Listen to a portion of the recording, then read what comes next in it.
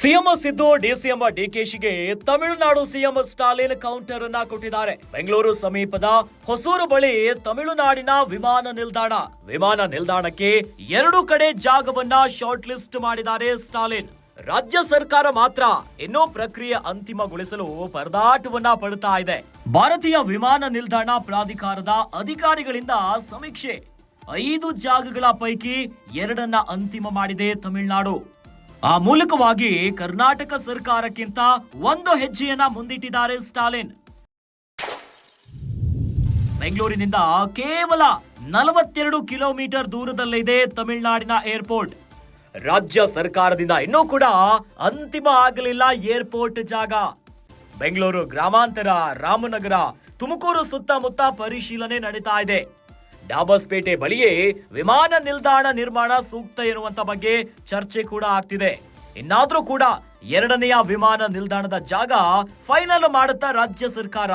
CM Siddaramaiah ಮತ್ತು DCM ಡಿಕೆಶಿಗೆ ತಮಿಳುನಾಡಿನ CM Stalin counter ಅನ್ನ ಕೊಟ್ಟಿದ್ದಾರೆ. ಬೆಂಗಳೂರಿನ ಸಮೀಪದ ಹೊಸೂರು ಬಳಿ ತಮಿಳುನಾಡಿನ ಏರ್ಪೋರ್ಟ್ ನಿರ್ಮಾಣ ಆಗುತ್ತೆ. ವಿಮಾನ ನಿಲ್ದಾಣಕ್ಕೆ 2 ಕಡೆ ಜಾಗವನ್ನ ಶಾರ್ಟ್ ಲಿಸ್ಟ್ ಮಾಡಿದ್ದಾರೆ ಸ್ಟಾಲಿನ್ ಅವರು. ಈ ಮೂಲಕವಾಗಿ ಕರ್ನಾಟಕ ಸರ್ಕಾರಕ್ಕಿಂತ 1 ಹೆಜ್ಜೆಯನ್ನ ಮುಂದಿಟ್ಟಿದ್ದಾರೆ ಸ್ಟಾಲಿನ್ ಅವರು. ವಿಮಾನ ನಿಲ್ದಾಣಕ್ಕೆ 2 ಕಡೆ ಜಾಗವನ್ನ ಶಾರ್ಟ್ ಲಿಸ್ಟ್ ಮಾಡಿದ್ದಾರೆ. ಆದ್ರೆ ನಮ್ಮ ರಾಜ್ಯ ಸರ್ಕಾರ ಮಾತ್ರ ಇನ್ನೂ ಕೂಡ ಪ್ರಕ್ರಿಯೆಯನ್ನ ಅಂತಿಮಗೊಳಿಸಲು ಪರದಾಡ್ತಾ ಇದೆ. ಭಾರತೀಯ ವಿಮಾನ ನಿಲ್ದಾಣ ಪ್ರಾಧಿಕಾರದ ಅಧಿಕಾರಿಗಳಿಂದ ಸಮೀಕ್ಷೆ 5 ಜಾಗಗಳ ಪೈಕಿ 2 ಅಂತಿಮ ಮಾಡಿದೆ ತಮಿಳುನಾಡು.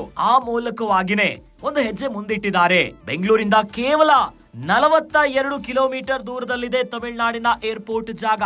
ಅಲ್ಲೇ ನಿರ್ಮಾಣ ಮಾಡುವುದಾಗಿ ಈಗ ಶಾರ್ಟ್ ಲಿಸ್ಟ್ ಅನ್ನ ಮಾಡಿದ್ದಾರೆ.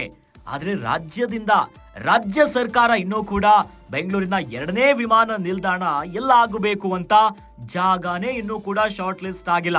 ಒಂದು ಕಡೆಯಲ್ಲಿ ಬೆಂಗಳೂರು ಗ್ರಾಮಾಂತರ, ರಾಮನಗರ, ತುಮಕೂರಿನ ಸುತ್ತಮುತ್ತ ಪರಿಶೀಲನೆ ಆಗ್ತಿದೆ. ಇದರ ಜೊತೆ ಡಾಬಸ್ಪೇಟೆಯ ಬಳಿನೇ ವಿಮಾನ ನಿಲ್ದಾಣ ನಿರ್ಮಾಣ ಸೂಕ್ತ ಅನ್ನೋದಾಗಿ ಕೂಡ ಚರ್ಚೆ ನಡೀತಾ ಇದೆ. ಇನ್ನಾದ್ರೂ ಕೂಡ 2ನೇ ವಿಮಾನ ನಿಲ್ದಾಣದ ಜಾಗ ಫೈನಲ್ ಮಾಡುತ್ತಾ ರಾಜ್ಯ ಸರ್ಕಾರ ಅನ್ನೋ ಪ್ರಶ್ನೆ ಈಗ ಎದುರಾಗಬಿಟ್ಟಿದೆ.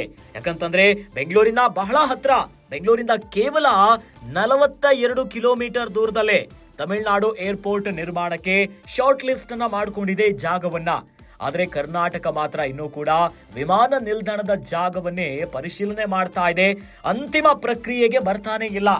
ಆದ್ರೆ ಇನ್ನಾದ್ರೂ ಕೂಡ ಎಚ್ಚರಿಕೆಯ ಗಂಟೆ ಎನ್ನುವಂತೆ ರಾಜ್ಯ ಸರ್ಕಾರ ಕೆಲಸವನ್ನ ಚುರುಕುಗೊಳಿಸುತ್ತಾ ವಿಮಾನ ನಿಲ್ದಾಣದ ಜಾಗವನ್ನ ಫೈನಲ್ ಮಾಡುತ್ತಾ ರಾಜ್ಯ ಸರ್ಕಾರ ಅನ್ನೋ ಪ್ರಶ್ನೆ ಈಗ ಕಾಡುತ್ತಾ ಇದೆ.